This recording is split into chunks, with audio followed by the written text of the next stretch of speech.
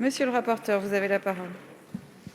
Merci, mes chers collègues, pour ces interventions. Alors, elles étaient regroupées en trois grandes catégories.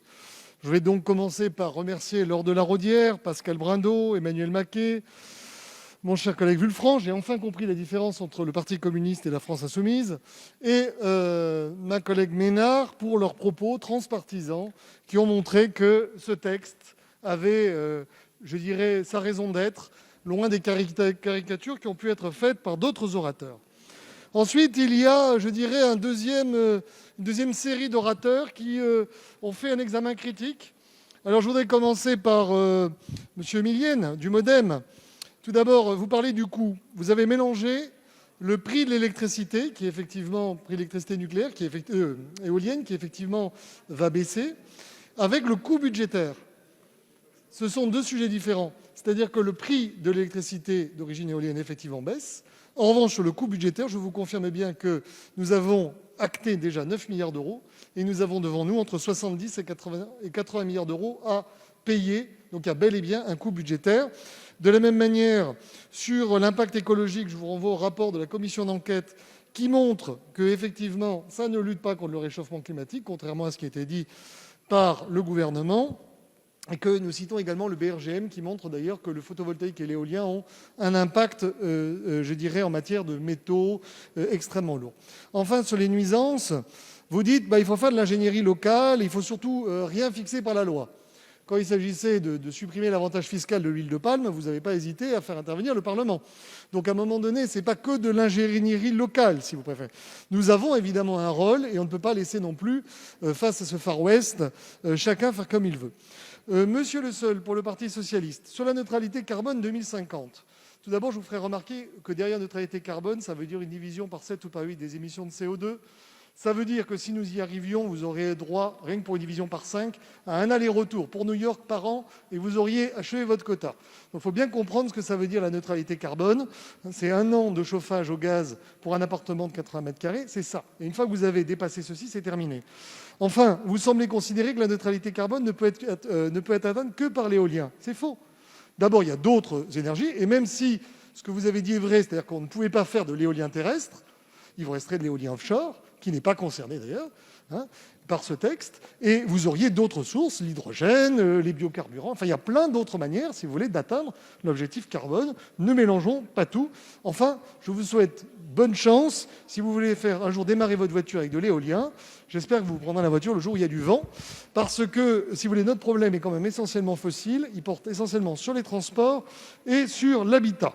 Enfin, votre concept de ZIP me semble très inspiré de la ZDE, donc autant aller à l'essentiel, voter les amendements ZDE. Je suis d'accord avec vous sur la réelle planification territoriale. En revanche, j'ai trouvé amusante votre idée de dire qu'il ne faut pas réduire les distances, il faut réduire la taille. Cette manière très givaresque d'aborder le débat sur les éoliennes promet d'être effectivement intéressante. Enfin, nous avons le troisième tiers. Alors, pour le gouvernement, écoutez, c'est une page de publicité. Alors non, ça ne lutte pas contre le réchauffement climatique et c'est un rapport bipartisan qui l'a dit, rapport adopté par la majorité. Donc vous pouvez le répéter, Madame le Ministre, mais malheureusement, ça ne changera rien. Et merci d'avoir répété qu'effectivement, en 1 an, vous dépensez autant que le plan hydrogène sur 10 ans. Ça montre bien effectivement la hiérarchie des enjeux. Enfin, pour tout le reste, écoutez, j'ai eu l'impression que vous n'avez à aucun moment prononcé le mot de citoyen, des gens qui sont concernés au plan local. Donc j'avais l'impression que c'était plutôt rien voir du problème. Ensuite, nous avons rien dire. Alors rien dire, c'était M. Péréa pour La République En Marche qui a fait une superbe intervention, tout en protestation, et pour dire qu'il était tout à fait en accord avec le diagnostic, mais surtout d'accord pour ne rien faire. Alors, je suis content d'avoir réuni la branche LPO et la branche chasse de la majorité. Néanmoins, j'ai du mal avec l'argument disant il y a un problème, donc on accélère. Vous voyez, quand il y a un mur, moi j'essaie plutôt de ralentir.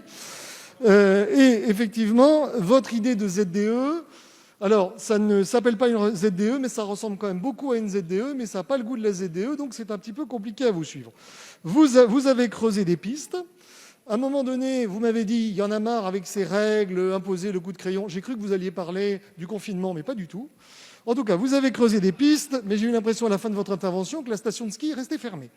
Enfin, pour rien entendre, alors c'était Madame Autain, parce que Madame Autain, je ne sais pas, elle a pas dû entendre mon intervention parce qu'elle m'a dit « Vous avez dit que le nucléaire était une énergie propre, vous faites la parabole au nucléaire. » Alors, je suis désolé, Madame Autain, mais vous vous êtes trompé de texte.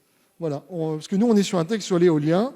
Et donc, je ne sais pas, c'est pavlovien. Dès qu'on parle de l'éolien, les gens vous sortent le nucléaire, alors qu'on pourrait très bien raisonner l'éolien terrestre et avoir d'autres types d'énergie. J'ajoute d'ailleurs que quand on me critique sur le caractère déraisonnable de ce que je propose, parler de 100% d'énergie intermittente sur le réseau électrique, ça fera rire n'importe quel distributeur d'énergie, n'importe quel régulateur. Pareil quand on parle de moratoire éolien, puisque, je le répète, ici on parle essentiellement de l'éolien terrestre. J'ai donc peur que la fameuse bifurcation dont parle Madame Autain donne sur une impasse, pour ne pas dire sur un ravin. Merci, monsieur le rapporteur.